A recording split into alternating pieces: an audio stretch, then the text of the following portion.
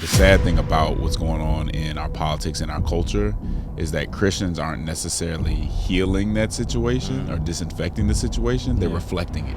We feel like as long as we have a good cause, or as long as we're fighting against evil, then we're good. That's not true. Like you can have a good cause and be fighting against evil and become evil. We're more loyal to a political party than we are the kingdom, or we're more loyal to our ethnicity or our culture. Dr. King. Yeah. The viral clips that I saw talking about Charlie Kirk, from some of them from people in my community, King would never said something like that. You know, we see a meme where somebody says something about us or whatever, our whole day is ruined. And it's like, bro, their friends were getting lynched. Their churches were being bombed. And somehow they had this aspiration and moral imagination that didn't let them get captured by the moment. Am I in the right spiritual and mental space to be constructive and to be edifying? That's good. With what I'm about to put out. The symbols and the narratives of darkness are more compelling than the symbols and the narratives of the truth in God. What is up, everyone? We are back with another episode of Shaping the Culture. Shaping the Code. What is up, everyone? We are back with another episode of Shaping the Culture podcast. Hope all is well with you all, family. Today, we've got a special guest. I don't know if you're a guest anymore. Not special. I'm a guest, man. Yeah, no, definitely special, but not a guest.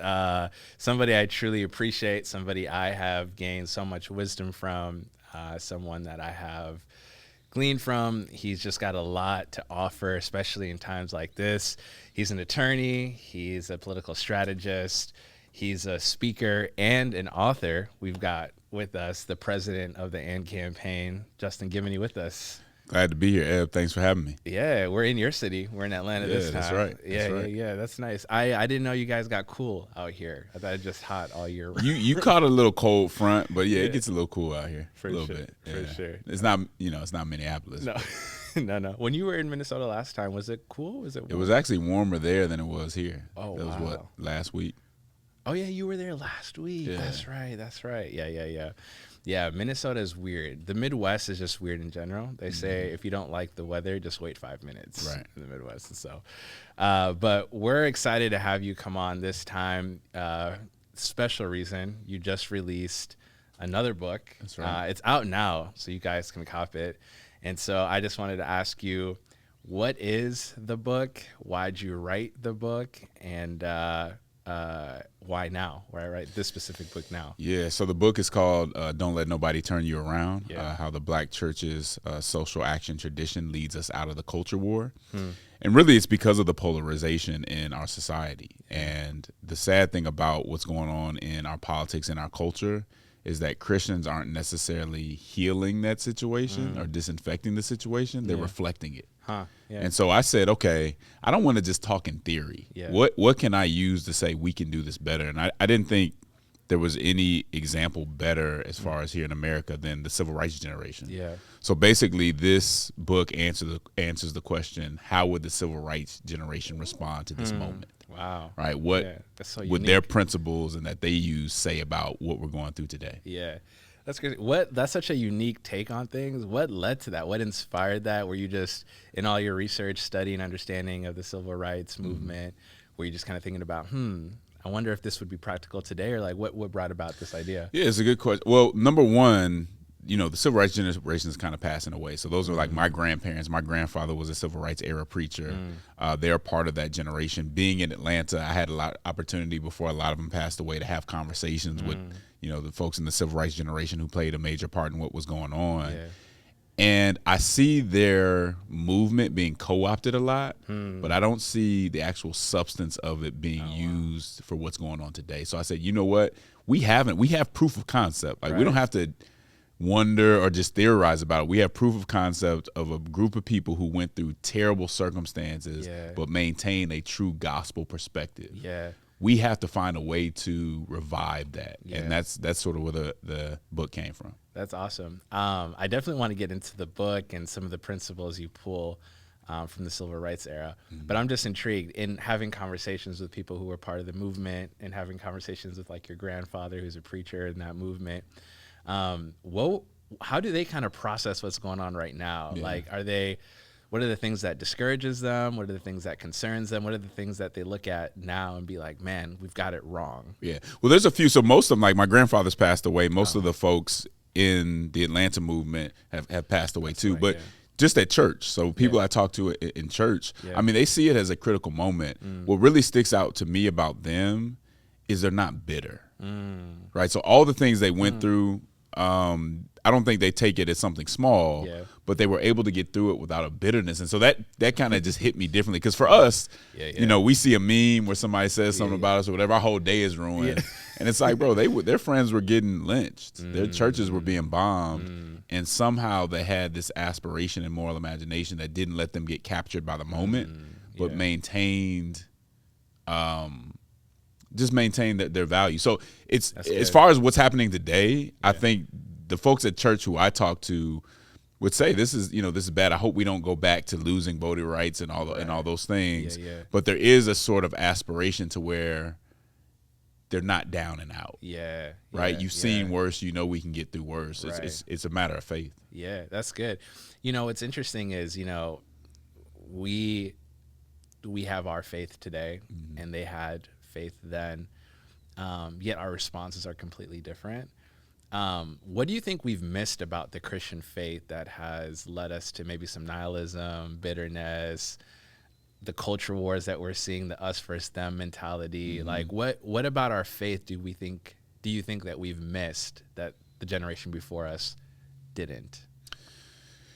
The biggest thing I think we miss is we engage based on a good versus evil framework, where if I choose to be on the left, then the left is good and the right is completely evil. And sometimes it's true that one side or the other is very wrong and harmful on an issue. I don't take that away, and we shouldn't ignore it.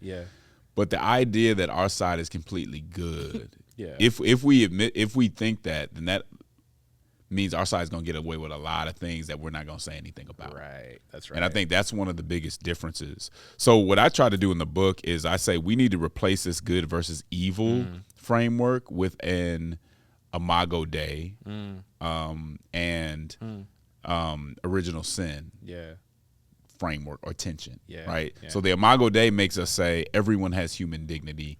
Everyone is redeemable. So if you look at how Fannie Lou Hamer talks about the police officer that beat her almost to death, she doesn't say he's purely evil.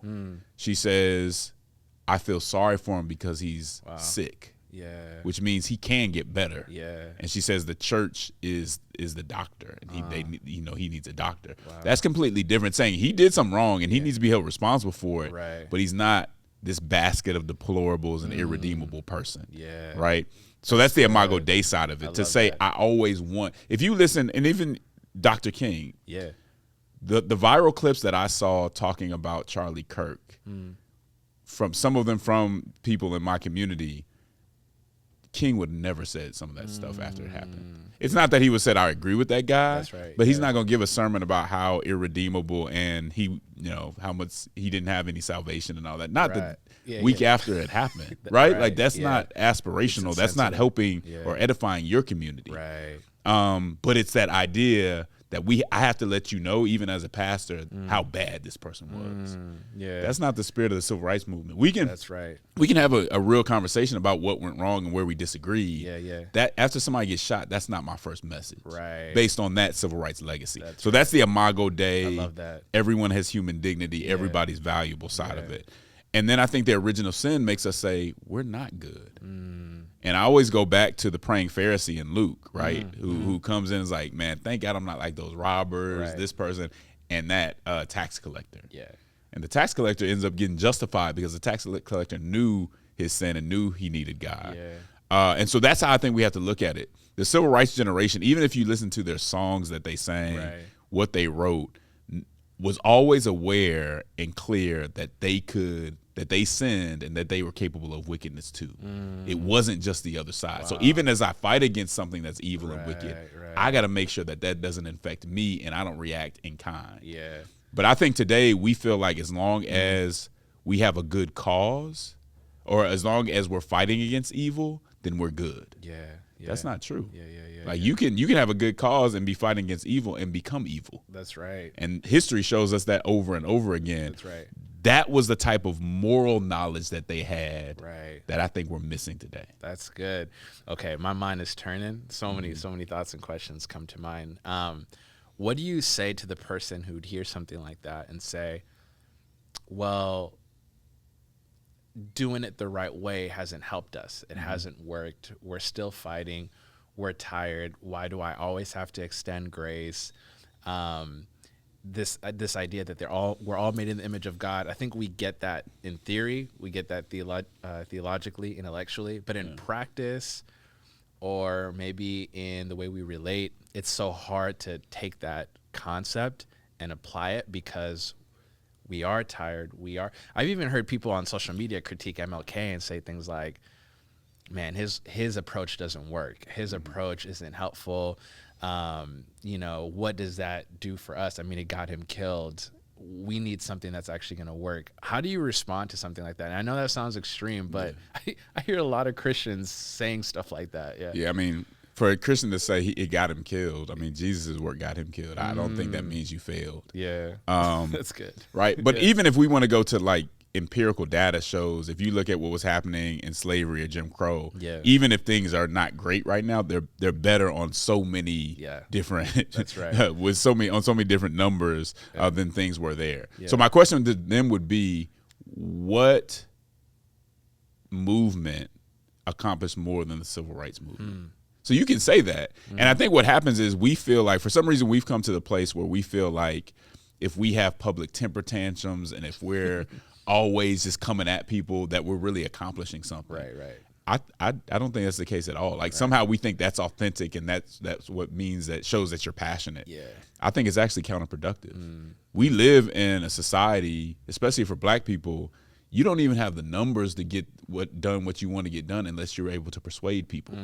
And this is what King and Fannie Lou Hamer, and they understood. You have to talk to people, not just venting. Anybody can go out there and vent. Right. They were able to take their pain and take their faith and create something constructive that could actually persuade people that they needed to persuade in order to protect folks. So what happens with us, we're just so eager to show people, how hard I can come at the other side, that we don't realize we're doing a disservice to the people we say we're trying to protect. Right. Because when's the last time that you screamed at somebody, called them stupid and all kind of names, and they changed their opinion? Never. Never. So works. It feels like we're doing something by just venting.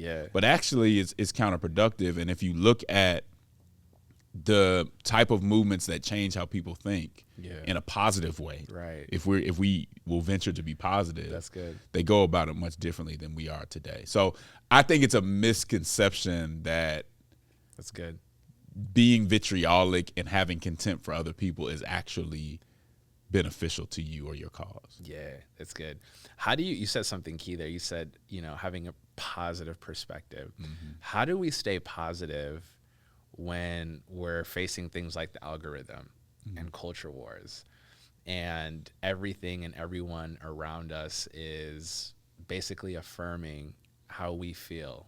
It's like we have outrage where, when the whole Charlie Kirk situation took place, I was kind of like, I was sad and appalled by the way people responded. And when you see something like that, it's hard to stay positive. It's like, man, how far have we gone as a society where we celebrate or we make light of or we belittle a death, even if we disagree with the person? Like what in the book or from what you've seen, what can we take from the civil rights movement that can help us stay positive today when we see things like that? And let's first be honest. There's a time for grief. There's a time for mourning, right? So it doesn't, just because we have a deep joy inside of us doesn't mean there's not moments where we're going to be sad and upset. That's okay. So I don't want everybody to think every day you got to go around smiling and acting like everything's okay. Sometimes things aren't okay. But over a long period, we don't want to wallow in despair. We know that bad things happen, but how we feel inside is not dictated by the circumstances ultimately. Yeah. And so again, the inspiration of the civil rights movement is so real, and it's how I stay with gratitude. It's just, do we understand? Do we trust God's plan? Do we know that he ultimately has the victory? And do we have gratitude for what he's done for us?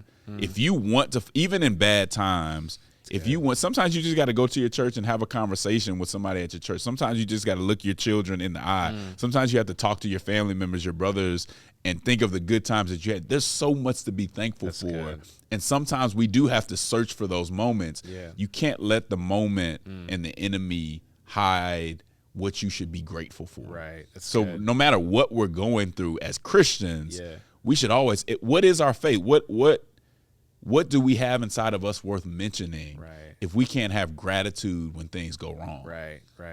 That's good. Yeah. That's one of the basic things for Christians, and it's not always easy, but we need to find that. If we truly believe God's promises, we have great reason. We have every reason to believe we have reason to be grateful. Yeah, I think about the psalm where David says, "Praise the Lord," almost like he's commanding himself to praise God, Or when David says, the Bible says David encouraged himself in the Lord. That's good. There was this decisiveness. It's deliberate. Right? You're looking for it. You know it's there, but sometimes you got to look for it and force yourself into it. Yeah. That's real.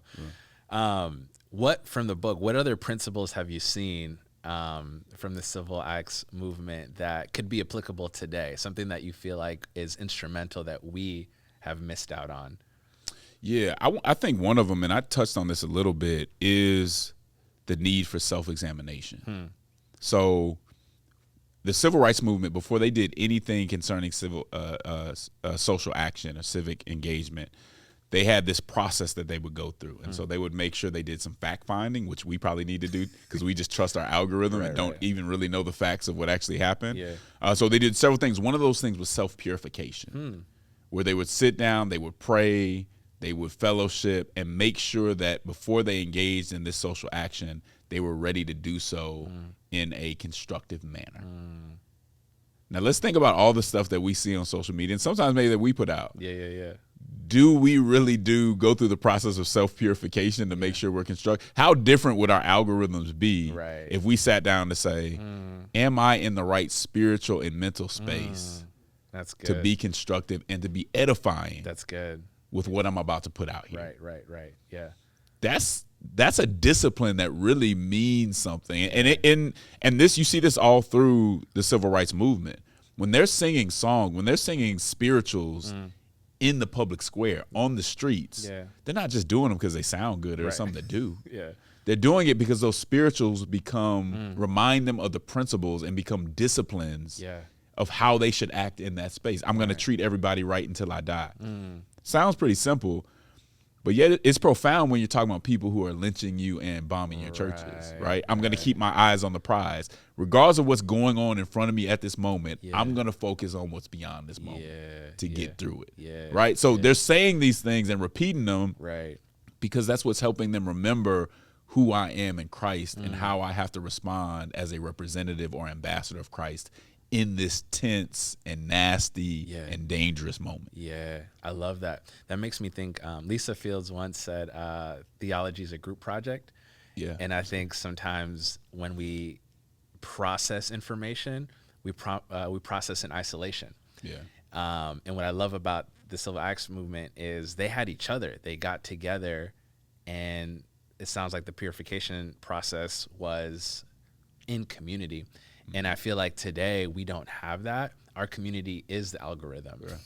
Our community is like the TikTok feed, And so what does it look like to actually step outside of social media and get around other believers, brothers and sisters who are like-minded and care about also doing the Lord's work, but also doing it not just any way how, but the way he's called us to do it, and actually find ourselves in a situation where we're holding ourselves accountable to making sure. That accountability is everything. And I'm glad you talked about evangelist Lisa Fields.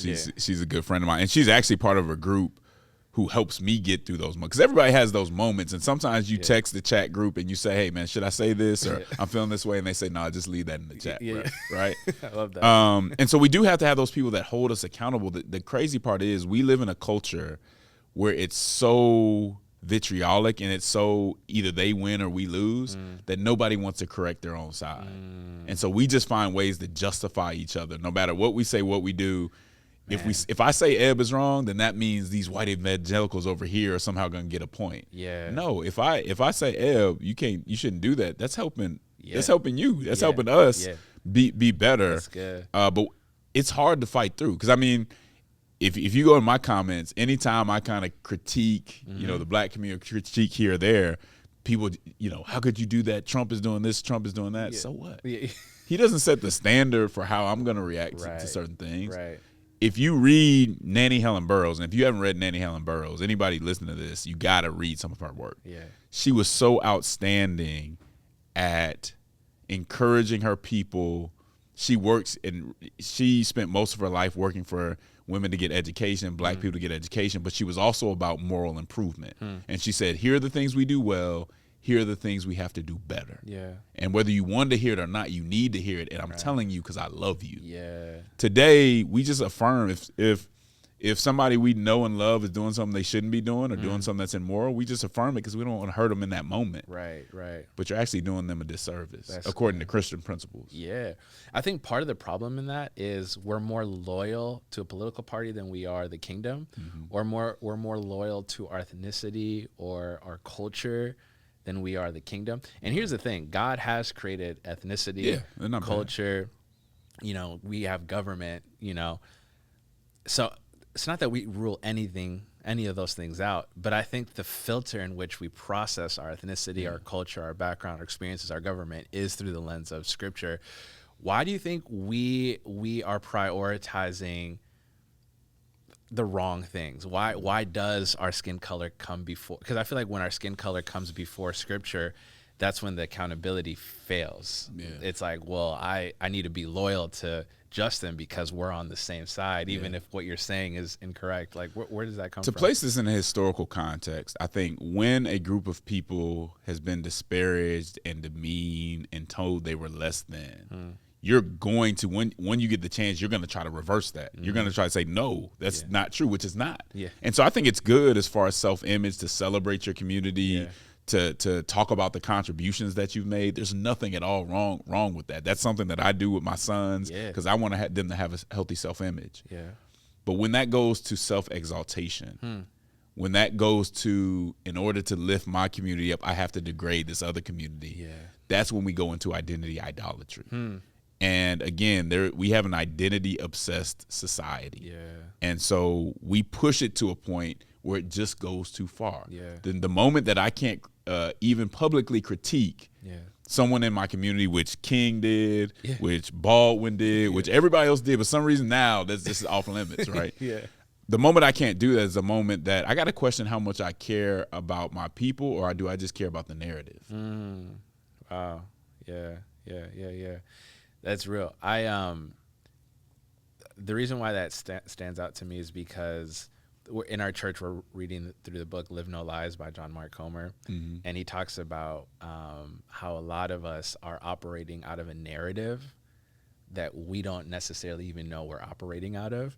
And over the years, we've accumulated lies. We've just kind of picked it up, things we heard online, family, whatever it is. And those lies have turned into a story that we've bought into. And the premise of the book, he's basically saying that we have to align every thought that comes our way with the Word of God and ask ourselves, is this consistent with the truth? Yes.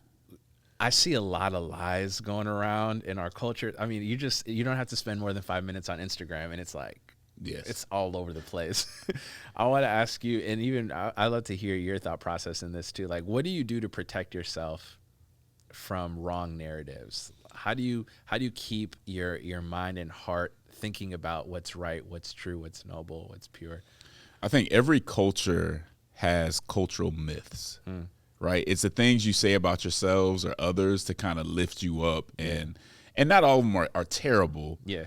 But again, when they become, when it goes to a place where you can't tell the truth about yourself, about things you get wrong, that's when it becomes a major problem. God is the truth. And I think any time that we start to pretend that our identity, our ethnicity says something about our character, says something about our competence, then we've gone too far. Yeah. Because we know that's a lie. That's real. Yeah. There are people who are virtuous in different communities. Yeah. There are people in our communities who terrorize the community. And it's interesting to me that we'll criticize somebody else and not criticize a person in our community who's literally poisoning the community. Right? Whether it's with words, whether it's with drugs or whatever, we'll find any reason to dismiss that. Yeah. And that's where we go wrong. Yeah. By all means, point out the things that your community does well. Yeah. But the moment that I overlook the accountability portion, or I let these lies and this narrative about who we want to be or who we want other people to see us as, which usually they see past that. Yeah. For some reason, we feel like if we don't say it, they don't see it, which is not true. But as soon as I start doing that, I'm walking away from the truth. I'm walking away from God, and that can never turn out good. Yeah. I had a friend one time, we got a discussion. He was like, well, Justin, why isn't it okay for us to exaggerate something in an issue if that gets people to pay attention to it? Yeah. I said, for one, it becomes a lie, right? Yeah. For two, you lose credibility. Right. So when you consistently start exaggerating, and they may be serious issues, but if you consistently start exaggerating it to help your narrative, good faith actors are going to stop paying attention. They're going to stop believing you. That's good. It's the boy who cried wolf. Eventually, they're going to say it can't be that bad because every time something comes up, you exaggerate it. And I can tell. Right. So that's why the truth, as Christians, our moral imagination has to always tell us that the truth is always beneficial. The truth is always profitable. Yeah. Even if it's not, doesn't seem to be in your immediate best interest. Yeah. Can we wrestle with that for a second? Are you familiar with the podcast Diary of CEO? I'm not. Stephen Bartlett. Okay, it's a fire podcast. He just had Kamala Harrison come on. She has a book that she's advertising that came out, and they get into this conversation. And Stephen was saying that part of the problem, he felt like part of the problem with the Democratic Party is that they aren't as sensational as the Republican Party. And he said they exaggerate a truth and they pull on your emotional strings. And so by the time you're done watching a debate or done hearing a talk, you don't really consider the facts. You walk away with how you feel. And he's just like, it's just been a season where Republicans have made you feel in a way that's made you win their vote or what have you.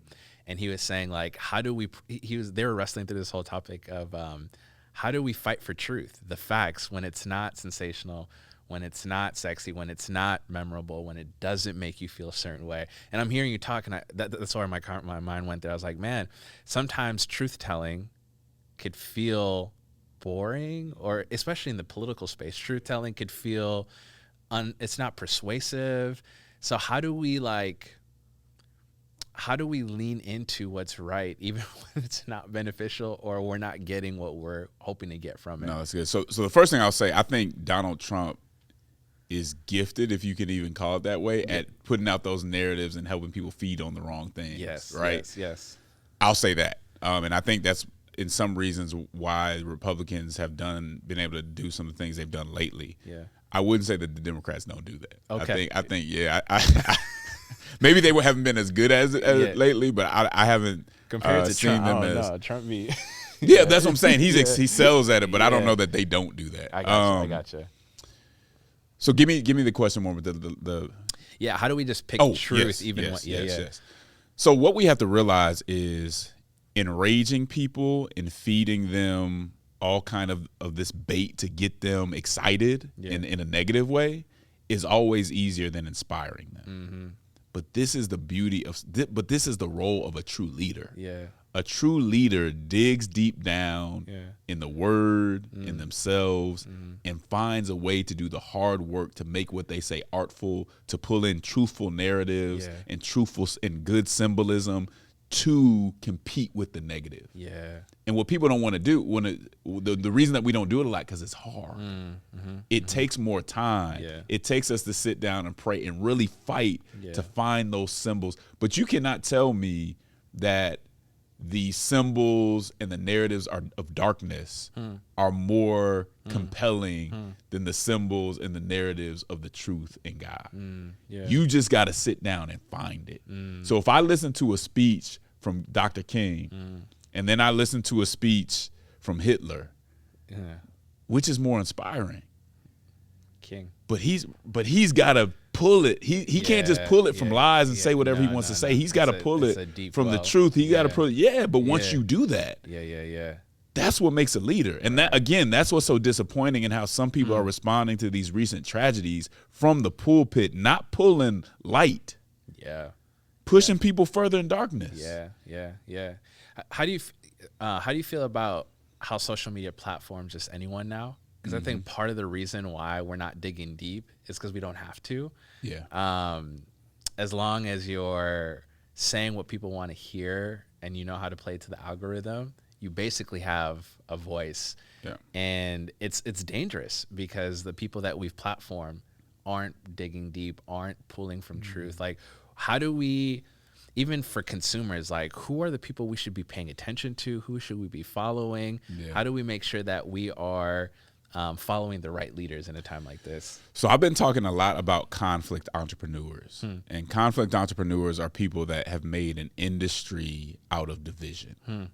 And so they're going to always put the worst representations and the worst moments of the other side in our faces. Yeah. So all we're seeing is the negative of somebody. And what it does is eventually makes us very bitter and makes us hateful. Yeah. Because all we're seeing is these people are clearly irredeemable, because all I'm getting fed is that. The other thing that they do is, as we said before, they justify everything we do. Right. So they give us alibis for all our sins. Yeah. Anything we do, there's an excuse or a justification. Yeah. Usually that the other side did something bad too, which in God's economy isn't an excuse. So you do have these conflict entrepreneurs, and the sad thing is a lot of Christians are being discipled by them and don't even know it. Yeah. Right? But here's what I say to test that. I think everybody should kind of stroll through their social media feeds and identify the conflict entrepreneurs, the people who don't ever say anything positive about the other side, the people who are constantly justifying everything that your ethnic group or your ideology does. Identify them. They're also the people who constantly keep you enraged. And you should never trust somebody who has to keep you enraged. Because when you're enraged, you're easily manipulatable. You can't love somebody else when you're enraged. You can't trust people. Like, what good leader only keeps you enraged all the time?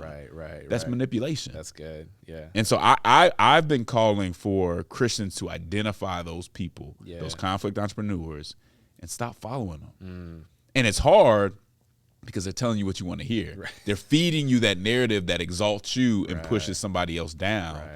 But as Christians, that shouldn't be what we're looking for. And so I think that is the challenge.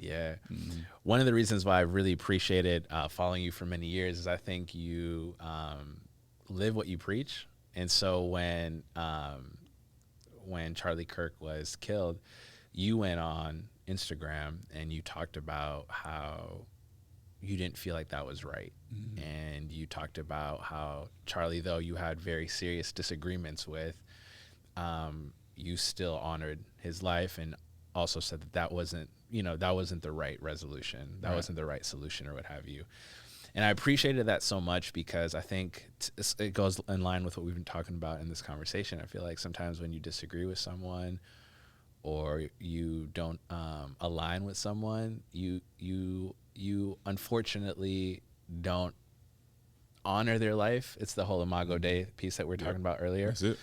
But you brought dignity and worth and value to him and who he was and what he was about. And you respected the fact that he got on the college campuses, and you're like, hey, he actually tried to persuade the next generation. whether you like it or not, whether you agreed or disagreed, he was doing his part. And you said something on your Instagram post about how, like, you know what it's like to go to different places and say something, and you see people who disagree with you, and you can literally see in their eyes that they're not happy.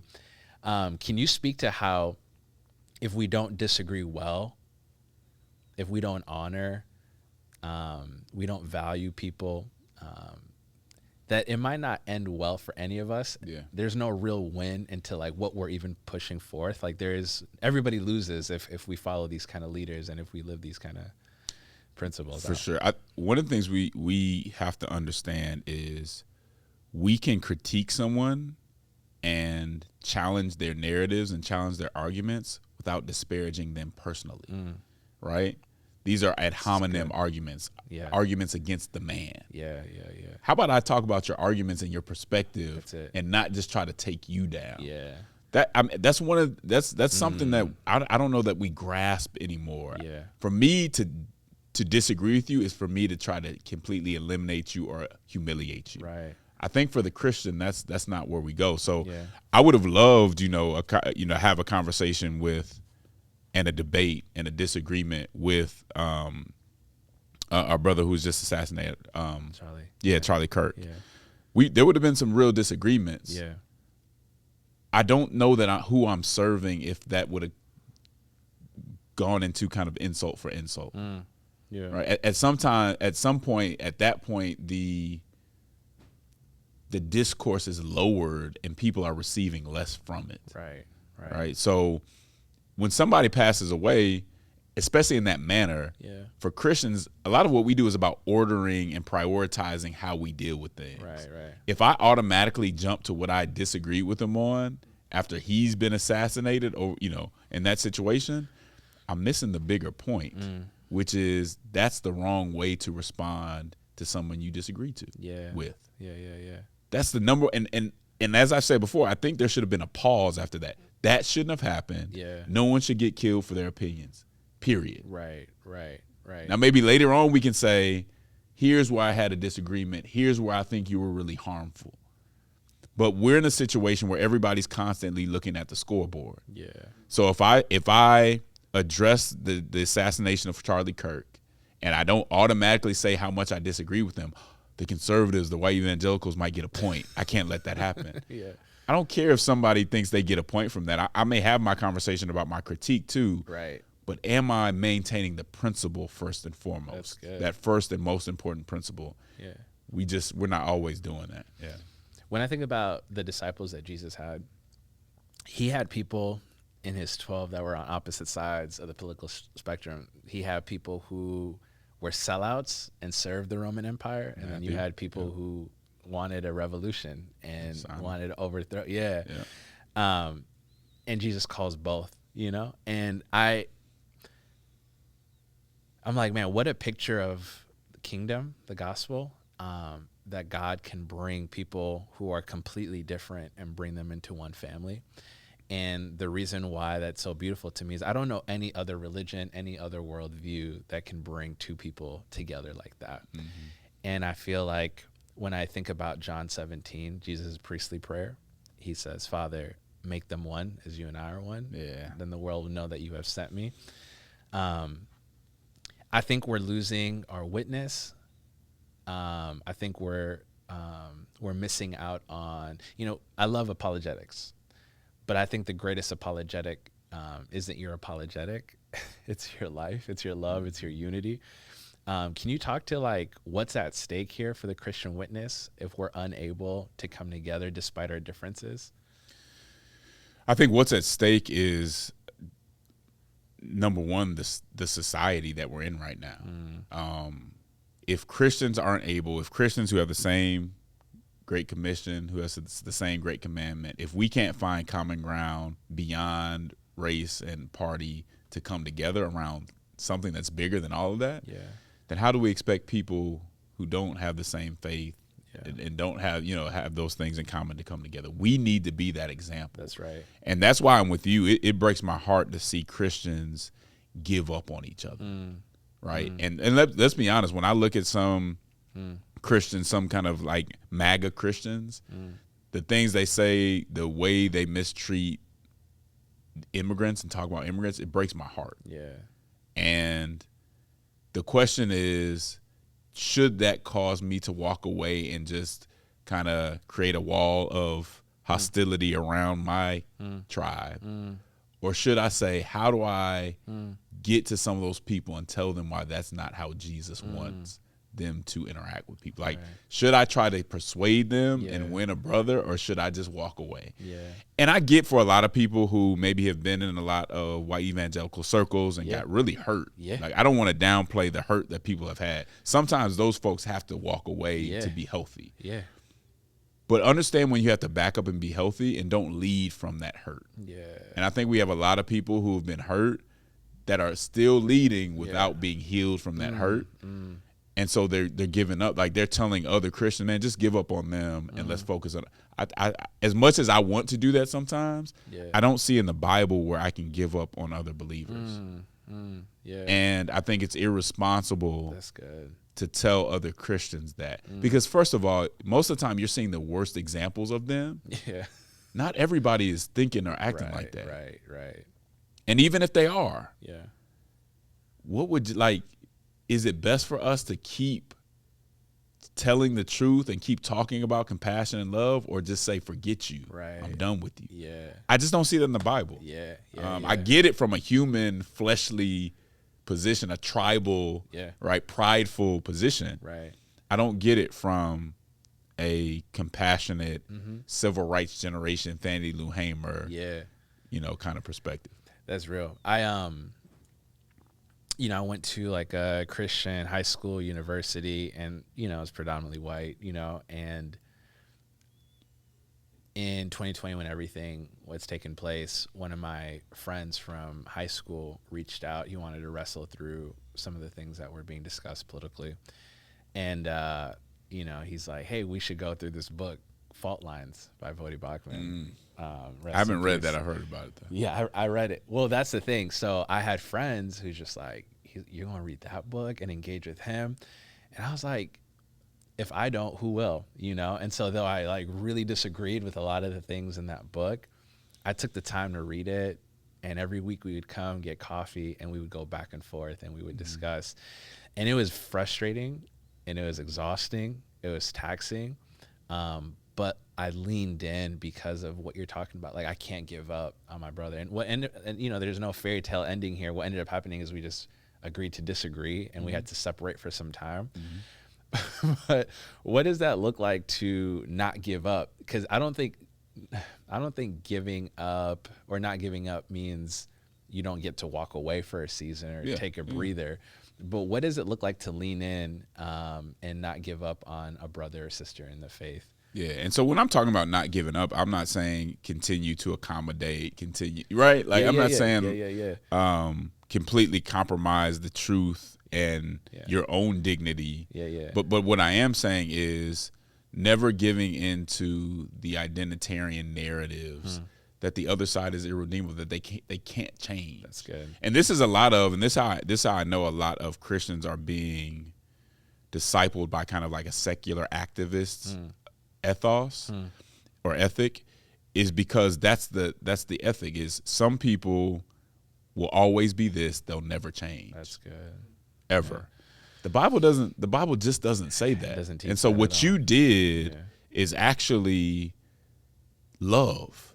For you to give it, and that just because you love somebody doesn't mean they change automatically. No. You might have planted some seeds that come up later, but it's love and it's self-sacrifice to say, I don't even want to read this book, but I'm gonna go through this with you because I care about you. It's prideful to say, I don't care what you have to say. You disagree with me on race. Therefore, you don't have a contribution to make in my life. I'm out of here. To continually do that, that's pride. Right. The right can be prideful, and white evangelicalism can be extremely prideful. But our response to them can be prideful too. Right. That's right. So there's a way to be dignified. I'm not telling anybody to lose it. To be dignified, not to. You can call things out when they're wrong and maintain your dignity. Right. That's very different than being prideful. That's right. No, that's good. I love that. And I love that idea, because even if you don't have the strength to engage, you still don't give up on the fact that even if you don't engage with them, you don't believe that that person is not redeemable. Yes, and I'm not going to go out and disciple people to think a whole, Right. and that, I mean, to disciple people think a whole group of people who you don't really know all of them. You may know some representatives. Yeah. Is irredeemable, Right. or is just never gonna? None of them can ever change. Yeah. I mean, some of these people have just been lied to. I've met a lot of people who really don't understand true American history because they've been lied to about it. Yeah. And when they hear it, and when you sit in with them, they say, "I just didn't know." Right. Yeah. And Ignorance, Diane Nash from SNCC has a story where they were trying to obviously integrate different businesses, and there was this one Southern business owner that was like, "I'm a segregationist. I don't want this to happen." After some time, they convince him otherwise. He starts going around, and he becomes one of their main allies in convincing other businessmen in that area that they need to integrate. Yeah. And she says something like, "What would have happened if we gave up on him, or if we insulted him, or if we tried to kill him instead of trying to persuade him?" That's the moral imagination that Christians have to have. Yeah. Even if that guy isn't persuaded every time, it's the understanding that he could be. That's good. Yeah. And it's more fruitful to try to do that than just attack him. Yeah. That's the moral imagination that Christians have to have. Anything else is less than Christ-like. Right. I love that. That reminds me of 2 Timothy when Paul encourages Timothy to join him in the suffering. Yeah. And he's just like, hey, I know it's hard, it's costly, but even if we end up in chains, the gospel is not. And this thing goes forth. Yeah. And so, because it's bigger than us, right? It's bigger than, yeah, that's good. I just wanted to ask, like, when you were writing your book, what were you hoping the win would be? Like, as you're putting down these principles, sharing these stories, what has been your imagination? Like, how do you, what are you trying to persuade people of? I think one of the things I want the reader to get out of this is a lot of Christians who value social justice as I do struggle to see how that connects with orthodoxy because they've gotten a very secular progressive view of social justice. But if you read and listen to the speeches of the civil rights generation, that whole movement was based on the authority of Scripture. Yeah, that was an orthodox movement. Even Dr. Esau McCauley talks about the mainstream of the black ecclesial tradition was orthodox. Yeah. That connection between orthodoxy and social justice is orthodoxy, which is the doctrine, orthopraxy, which is the praxis. Practice came together in the civil rights movement. This was a movement. So you take Reverend Fred Shuttlesworth. This was somebody who they bomb his house. He somehow survives. They're doing it because they don't want him to go forward with the bus boycott. He goes forward with the bus boycott the very next day. Wow. Courage, right? Wow. But not only does he do that, he gets a group, later on, he gets a group of pastors to try to shut down some of the juke joints in his community because how they were taking the money and men out of their houses. Wow. Fathers getting killed, fathers coming home drunk and without any of their money. It was destroying the community. Yeah. So on one end, you have something that seems very progressive with the bus boycott. On the other end, you have something that seems very conservative with the shutting down juke joints. That's what these people represented. Right. Unfortunately, I want to show people that some of this history has been co-opted and revised to make it seem like there's a separation between the authority of Scripture and a true belief in the Bible and social justice. Right. Those things go together. And when you don't have one or the other, that's when I think you fall short. So that's one of the big things that I wanted to get through. But also that for a Christian, the gospel demands more of us than both conservatism and progressivism ever could. That's good. And so you cannot be a Christian and have your primary goal to be the best progressive or the best conservative you can be. Right. I'm not just saying that you can't find common cause on some issues, but you always have to be able to make a critique. Right. And they had critiques of both. That's right. And you see a very deep critique when they see the white church separating into the conservatives and the progressives. If you read their publications, the civil rights generation saw that happening. And they said, we can't go with either of them. Right. Because if we go with the right, we lose our bodies, and that they're not respecting the body and the dignity that we have. Yeah. But if we go to the left, we lose our souls because they're walking away from the Bible. Yeah. They made these clear statements Right. and very deliberately decided not to go to one side or the other. Right. Not because one wasn't better than the other, whatever, because it wasn't the answer and it didn't meet the gospel standard. Right. I love that. One of the things that I love about the civil rights movement is the unity. And I've talked with friends about this. Like, I'm like, man, I wonder what it's going to take for us to get together, come together, lock arms, because I think that when they, it wasn't just MLK or Rosa Parks, you had people who would make flyers, you had people who would organize, you had people who would, be on the admin side of things. Like, it was a group effort, and they came together for one sole purpose. And I think sometimes, in our cultural context, I just feel like if you're not the voice, you're not contributing, And I think unity goes beyond like having a microphone and having the thoughts and having the I have a dream speech. Right. I think it's like also making phone calls, and it's rallying people, and it's designing a graphic, and, and I just, can you speak to like why we need everyone and unity is so important in getting this thing across? Yeah. We have a very, very individualistic society, and that's also kind of narcissistic too, right? Yeah. I think it was my friend John Onwuchekwa who once said, we can very easily go from I want to see what God can do to I want to see what God can do through me, right? And so it has to be about what God can do, and even a small role, what seems like a small role to you, may not be a small role in the whole in the big picture of things. My grandmother, she wasn't the person giving speeches. Sometimes she was just the person cooking meals for the civil rights, for folks who were about to go march or whatever. That's a big deal. That's right. And we have to do what God calls us to do as a body, right? This is the body that we see. We're a body, and the world may make some positions seem more important or significant, but I don't know if that's the case in God's eyes. Yeah, that's good. That's good. It isn't. Yeah, we need each other, the body.